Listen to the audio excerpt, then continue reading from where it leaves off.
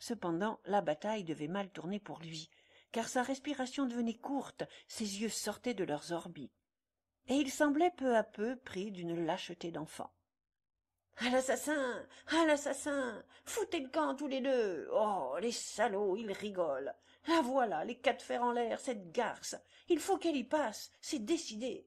Ah, le brigand, il la massacre! Il lui coupe une quille avec son couteau! L'autre quille est par terre, le ventre est en deux, c'est plein de sang! Oh, mon Dieu! Oh, mon Dieu, mon Dieu! » Et, baigné de sueur, les cheveux dressés sur le front, effrayant, il s'en alla à reculons, en agitant violemment les bras, comme pour repousser l'abominable scène.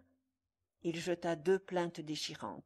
Il s'étala à la renverse sur le matelas, dans lequel ses talons s'étaient empêtrés. « Monsieur, monsieur, il est mort !» dit Gervaise les mains jointes. L'interne s'était avancé, tirant Coupeau au milieu du matelas. Non, il n'était pas mort. On l'avait déchaussé, ses pieds nus passaient au bout, et il dansait tout seul, l'un à côté de l'autre, en mesure, d'une petite danse pressée et régulière. Justement, le médecin entra. Il amenait deux collègues, un maigre et un gras, décorés comme lui. Tous les trois se penchèrent, sans rien dire, regardant l'homme partout. Puis rapidement, à demi-voix, ils causèrent. Ils avaient découvert l'homme des cuisses aux épaules. Gervaise voyait, en se haussant, ce torse nu étalé. Eh bien, c'était complet. Le tremblement était descendu des bras et monté des jambes. Le tronc lui-même entrait en gaieté à cette heure. Positivement, le polichinelle rigolait aussi du ventre. C'étaient des risettes le long des côtes, un essoufflement de la berdouille qui semblait crever de rire. Et tout marchait, il n'y avait pas à dire.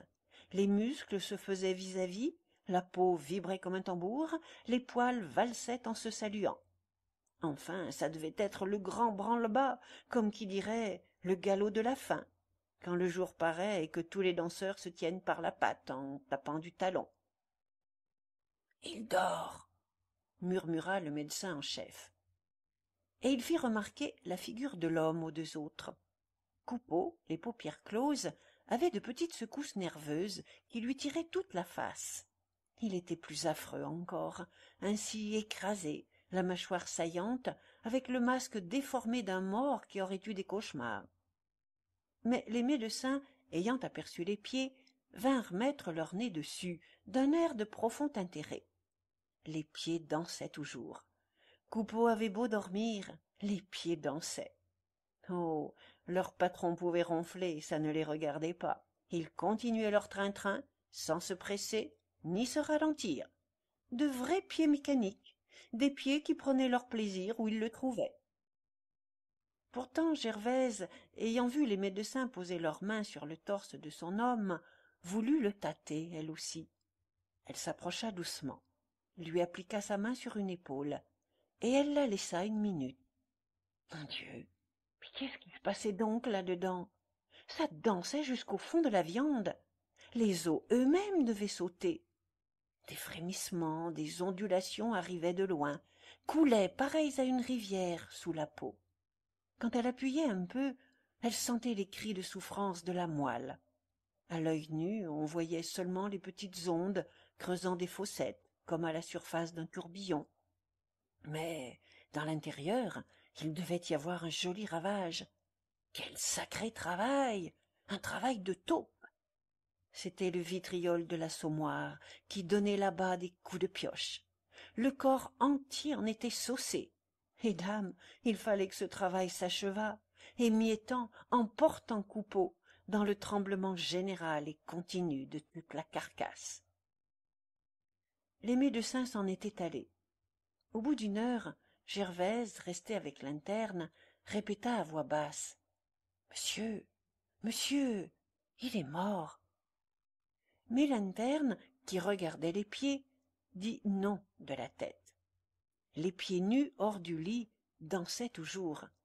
Ils n'étaient guère propres et ils avaient les ongles longs. Des heures encore passèrent. Tout d'un coup, ils se raidirent, immobiles.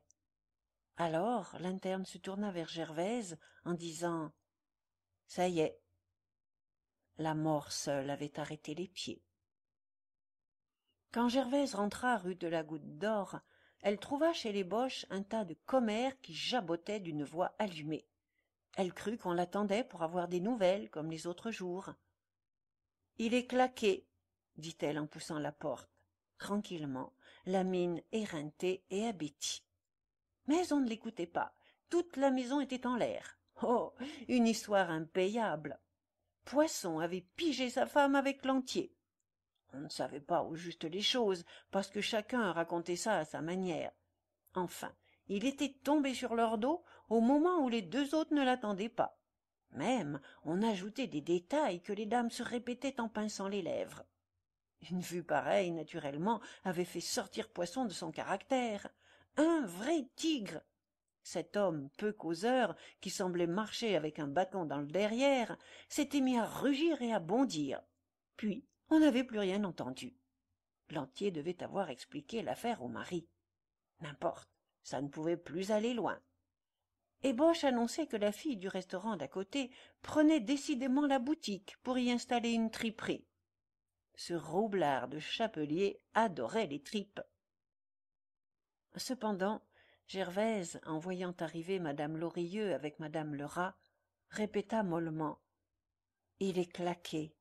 Mon Dieu, 4 jours à gigoter et à gueuler. » Alors les deux sœurs ne purent pas faire autrement que de tirer leurs mouchoirs. Leur frère avait eu bien des torts, mais enfin, c'était leur frère. Boche haussa les épaules en disant assez haut pour être entendu de tout le monde. « Bah, c'est un soulard de moins. » Depuis ce jour, comme Gervaise perdait la tête souvent, une des curiosités de la maison était de lui voir faire Coupeau.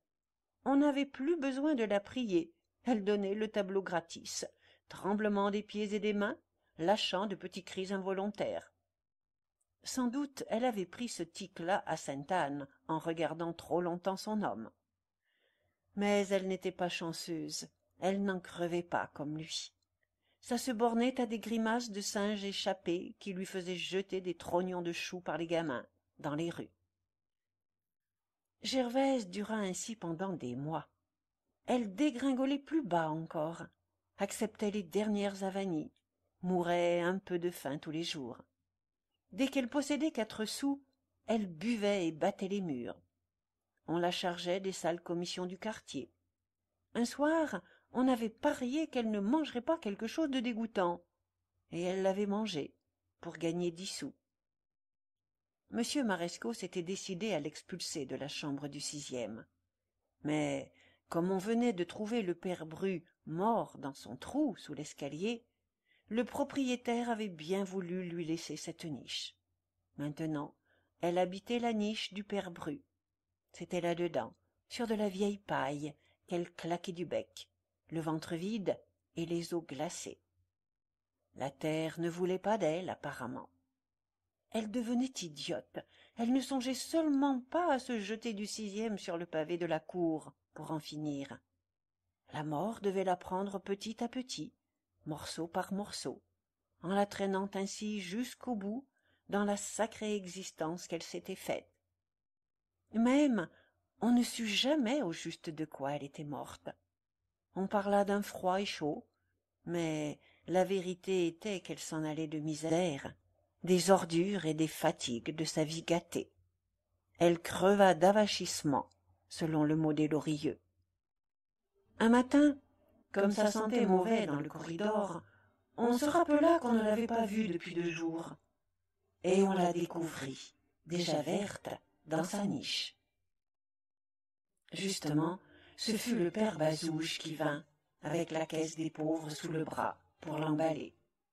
Il était encore joliment saoul ce jour-là, mais bon zig tout de même, et gai comme un pinson. Quand il eut reconnu la pratique à laquelle il avait affaire, il lâcha des réflexions philosophiques en préparant son petit ménage.